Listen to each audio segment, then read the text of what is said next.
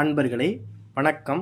நாம் இன்னைக்கு வீடியோ பதிவில் எதை பற்றி நம்ம பார்க்க போகிறோம் அப்படின்னு பார்த்தீங்கன்னா, இஷ்ட தெய்வ ஆகர்ஷண பந்தனம் அப்படிங்கிறத பற்றி தான் நம்ம இன்னைக்கு வீடியோ பதிவில் முழுமையாக நம்ம பார்க்க போகிறோம். வீடியோ பதிவுக்குள்ளே போகிறதுக்கு முன்னாடி நம்மளுடைய சிவருத்ர மகாகாளி அருள்வாக்குப்பிடம் சேனலை சப்ஸ்கிரைப் பண்ணாதவங்க சப்ஸ்கிரைப் பண்ணிக்கிங்க. அதாவது உங்கள் அனைவருக்கும் பயன்படும் வகையில் ஒரு அற்புதமான விஷயத்தை நான் உங்களுக்கு சொல்கிறேன். கண்டிப்பாக இந்த விஷயங்களை தெரிஞ்சுக்கிட்டு இதற்குண்டான பலன்களை எல்லாருமே அனுபவிங்க. சரிங்களா? அதாவது கண்டிப்பாக ஒவ்வொருவருக்கும் ஒரு தெய்வமோ ஒரு சக்தி நம்மளை என்ன செய்யும்னா துணையாக நின்று வழி நடத்தும். சரிங்களா? இது 100க்கு 90% பேருக்கு இது தெரிகிறதே கிடையாது. சரிங்களா? அந்த வழிநடத்தக்கூடிய ஒரு சக்தி அது உங்களுடைய முன்னோர்களாக வேணா இருக்கலாம், இல்லை உங்களுடைய குலதெய்வமாக இருக்கட்டும், இல்லை உங்களை வழிநடத்தக்கூடிய உங்களுடைய இஷ்ட தெய்வமாக கூட இருக்கட்டும். சரிங்களா? இது உங்கள்கிட்ட இருந்து உங்களுக்கு நடக்கக்கூடிய நல்லது கெட்டது எல்லாத்தையுமே சொல்லி உங்களை இது என்ன செய்ய ஆரம்பிக்கும் அப்படின்னா வழி நடத்தும். சரிங்களா? இது யாருக்குமே இந்த மாதிரி விஷயம் நம்மளை தெய்வம் வழி நடத்துது அப்படிங்கிறது தெரிகிறதே கிடையாது. சரிங்களா? இப்படி வழி நடத்துறத சில பேர் என்ன செஞ்சுவானா புரிஞ்சுக்கிறதே கிடையாது. சரிங்களா? சில பேர் என்ன செஞ்சுக்குருவாங்க, தெரிஞ்சுக்கிறதும் கிடையாது. சரிங்களா? 100%க்கு 100க்கு 10 பேர் இதை என்ன செய்வாங்கன்னா தெய்வம் வழி நடத்துறத கண்டு அதை பிடிச்சிக்கிட்டு தெளிவாக அந்த தெய்வம் வழி நடத்துறது பாதையில் போய் பயணித்து போக ஆரம்பிச்சிருவாங்க. இதனால என்ன செய்ய ஆரம்பிக்கும்னு பார்த்தீங்கன்னா, நம்மளுக்கு நடக்கக்கூடிய ஆபத்தில் இருந்து நம்ம வெளிவர முடியும்.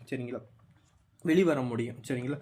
அதாவது ஒரு தெய்வம் வழி நடத்துறத ஒரு நபர் புரிஞ்சுக்கிட்டாங்க அப்படின்னா அவங்க அந்த வழியில் போகும்போது அவங்க வாழ்க்கையில் எந்த விதமான பிரச்சனைகளுமே வராது. சரிங்களா? இதுக்கு தான் என்ன செய்வாங்கன்னா, தெய்வம் வழி நடத்துறத சில பேர் புரிஞ்சுக்கிறாங்க. தெய்வம் எப்படி வழி நடத்தும் அப்படின்னா, கனவு ரீதியாகவோ சகுனங்கள் மூலியமாகவோ உனக்கு வரக்கூடிய ஒரு ஆபத்துகளை அது என்ன செய்யும்னா தெய்வம் கனவு மூலியமாகவோ சகுனங்கள் மூலியமாக தான் தெரியப்படுத்தும். ஒரு சில பேர்கள் அதை என்ன செஞ்சுக்கிறது கிடையாது, அதை அவ்வளவா எடுத்து புரிஞ்சுக்கிறது கிடையாது. சரிங்களா? அதனால தான் வாழ்க்கையில் சில பேர்களுக்கு என்ன செய்யும்னு வச்சுக்கோங்க, துன்பங்கள் அதிகமாக வர்றதுக்கு காரணமே இதுதான். என்றைக்குமே தெய்வம் காட்டுற வழியை புரிஞ்சுக்கிட்டோம் அப்படின்னா ஈஸியாக அந்த ஆபத்துல இருந்து நம்ம நீங்கிட முடியும். சரி, எங்கேயோ போய் பேசியாச்சு. சரிங்களா? நம்ம வீடியோக்குள்ளே வரும். சரிங்களா? நம்ம இன்னைக்கு பார்க்கக்கூடிய பதிவு எப்படின்னு பார்த்தீங்கன்னா, இஷ்ட தெய்வ ஆகர்ஷண பந்தனம் அப்படிங்கிற முறையை பற்றி தான் நம்ம இன்னைக்கு பார்க்க போகிறோம். சரிங்களா? சில பேருக்கு தெய்வம் குலதெய்வம் இஷ்ட தெய்வமாக இருக்கும் நினச்சி கும்பிடுவாங்க. சரிங்களா? குலதெய்வமாக நினச்சி கும்பிடுவாங்க. சில பேர்கள் என்ன செய்வாங்கன்னா, ஏதாவது காளி, கருப்பர் இந்த மாதிரி அவங்களுக்கு பிடிச்ச தெய்வத்தை இஷ்ட தெய்வமாக வணங்குவாங்க. சரிங்களா? இதுதான் இஷ்ட தெய்வம் அப்படின்னு சொல்கிறது. இஷ்ட தெய்வம்னா என்னது, நம்மளுக்கு பிடிச்ச தெய்வத்தை நம்ம வணங்குறது பேர் தான் இஷ்ட தெய்வம். குலதெய்வங்கிறது எல்லாத்துக்குமே இருக்கும். சரிங்களா? ஆனால் இஷ்ட தெய்வங்கிறது நம்ம இஷ்டப்பட்டு வணங்கக்கூடிய தெய்வத்தை இஷ்ட தெய்வம் அப்படின்னு சொல்லுவாங்க. இந்த மாதிரி ஒவ்வொருத்தவங்களும் ஒவ்வொரு தெய்வங்களை இஷ்டப்பட்டு வணங்குவாங்க. அந்த தெய்வத்துடைய அனுக்கிரகத்தை முழுவதுமே நம்மளுக்கு கிடைக்கணும் அப்படிங்கிறதுக்காகவும், அந்த தெய்வம் நம்ம கூடயே இருக்கணும் அப்படிங்கிறதுக்காகவும், நம்மளை அந்த தெய்வம் வழி நடத்தணும் அப்படிங்கிறதுக்காக செய்யப்படக்கூடிய ஒரு முறை தான் இஷ்ட தெய்வ ஆகர்ஷண பந்தனம் அப்படி சொல்லக்கூடிய ஒரு முறை. சரிங்களா? இதை பார்த்தீங்கன்னா, இப்போ எனக்கு காளியை ரொம்ப பிடிக்கும். சரிங்களா? எந்த கோயிலுக்கு போய் சாமி கும்பிட்டாலும் என்னுடைய அந்த தெய்வத்தை பார்த்து கும்பிடும்போது காளியுடைய முகம்தான் எனக்கு கண்ணில் தெரியும். சரிங்களா? ஏன்னா காளி எனக்கு அளவு கடந்து பிடிக்கும். சரிங்களா? அதுதான் இஷ்ட தெய்வம் அப்படின்னு சொல்கிறது. சரிங்களா? இந்த மாதிரி ஒரு மனப்பான்மை யாருக்கு வருதோ அதுதான் ஒரு தெய்வத்துடைய பக்தியை நிரூபிக்கிறதுக்கு. சரிங்களா? அதனால இதுதான் இஷ்ட தெய்வ பந்தனம் அப்படிங்கிறத சொல்லுவோம். சரிங்களா? இன்றைய காலகட்டத்துக்கு இந்த இஷ்ட தெய்வ பந்தனத்தை யாரெல்லாம் செஞ்சுக்கிடுவாங்க அப்படின்னு பார்த்தீங்கன்னா, அதாவது சாமி ஆடக்கூடியவங்க, இந்த குறி பார்க்கக்கூடியவங்க, இந்த மாந்திரிய விஷயங்களை செய்யக்கூடியவங்க, இவங்கெல்லாம் கட்டாயம் அதிகமாக இந்த முறையை என்ன செஞ்சுக்கிடுவாங்கன்னா பயன்படுத்துவாங்க. சரிங்களா? ஏன்னா இந்த குறி சொல்கிறவங்க, இந்த மாதிரி விஷயம் செய்கிறவங்க தொழில் போட்டியினால் என்ன செய்வாங்கன்னா, அதாவது இப்போ நீங்கள் ஒரு இடத்துல வச்சு குறி சொல்லுவாங்க.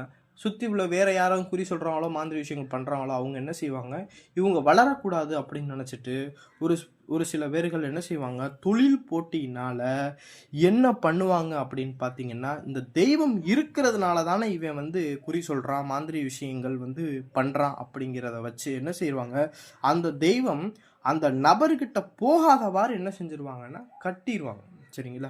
இப்படி கட்டுப்பட்டு போயிருச்சு, அந்த தெய்வம் வந்து கட்டிட்டான், அந்த தெய்வத்தை விலக்கி வச்சுட்டாங்க, இந்த மாதிரி மாந்திரி விஷயங்கள் பண்ணி அந்த தெய்வம் வரவிடாமல் பண்ணிட்டாங்க அப்படின்னா என்ன செய்ய ஆரம்பிக்கும் அப்படின்னா, அவனுக்கு படிப்படியாக அவன்கிட்ட இருக்கக்கூடிய ஆட்கள் கூட்டங்கள் எல்லாமே குறைய ஆரம்பிக்கும். அவனுக்கு படிப்படியாக என்ன செய்ய ஆரம்பிக்கும்னா அந்த தெய்வம் அவனை விட்டு விலகிடும். அவன் சொல்கிற குறி வந்து அவனுக்கு பலிக்காது. அப்படியே அவனுக்கு தெய்வம் உடலில் இறங்கினாலும் வாய் திறந்து பேசார். சரிங்களா? இது போன்ற பிரச்சனைகள் வந்து அவன்கிட்ட இருக்கக்கூடிய தெய்வம் என்ன செய்ய ஆரம்பிக்கணும், கொஞ்சம் கொஞ்சமாக அவனை விட்டு விலக ஆரம்பிச்சிடும். சரிங்களா?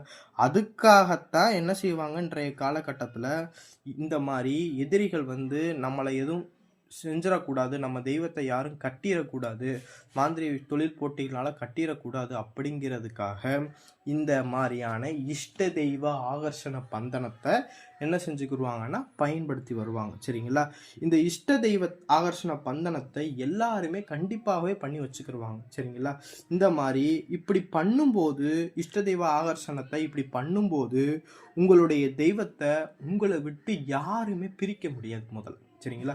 இந்த மாதிரி பண்ணிட்டாங்க, இஷ்ட தெய்வ ஆகர்ஷண பந்தனம் பண்ணிட்டாங்க அப்படின்னா உங்களுக்கும் உங்கள் தெய்வத்துக்கும் உள்ள பந்தத்தை எந்த ஒரு மாந்திரீக விஷயங்களை கொண்டும், எந்த ஒரு மாந்திரிகர்களும், எந்த ஒரு மந்திரத்தை வச்சு என்ன செய்ய முடியாதுன்னா பிரிக்க முடியாது. சரிங்களா? அதனால தான் எல்லா மாந்திரிகருமே, விவரம் தெரிஞ்ச மாந்திரிகர்கள், குறி சொல்லக்கூடியவங்களை இந்த இஷ்ட தெய்வ ஆகர்ஷண பந்தனத்தை செஞ்சு வச்சுக்கிடுவாங்க. சரிங்களா? எப்படி பிரிக்க முடியும் அப்படின்னா, உங்களுடைய உயிர் இந்த உடலை விட்டு பிரியும் போது தான் தெய்வமும் விலகி போகுமே தவிர, எப்பொழுதுமே எந்த மாந்திரியத்தினாலேயோ எதிரிகள்னாலேயோ என்ன செய்ய முடியாதுன்னா நம்மளையும் நம்ம தெய்வத்தையும் பிரிக்க முடியாது. இதற்காக தான் பெரும்பாலான பேர்கள் வந்து இந்த இஷ்ட தெய்வ ஆகர்ஷண பந்தனத்தை வந்து செஞ்சு வச்சுக்கிடுவாங்க.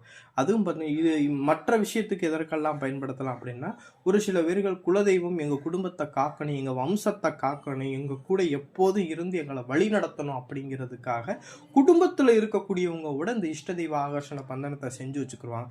இப்படி செஞ்சு வச்சு நம்ம வணங்கும் போது நம்மளுக்கு நடக்கக்கூடிய நல்லது கெட்டது, நாளைக்கு நடக்கக்கூடிய எல்லா விஷயத்தையுமே கூட இருந்து நம்மளுக்கு எந்த ஒரு ஆபத்தும் வராமல் அது நம்மளை என்ன செய்ய ஆரம்பிக்கும்னா வழி நடத்த ஆரம்பிக்கும். சரிங்களா? அதற்காகவே என்ன செய்வாங்க, குடும்பத்தில் உள்ளவங்களும் இதை பண்ணி வச்சுக்கிடுவாங்க.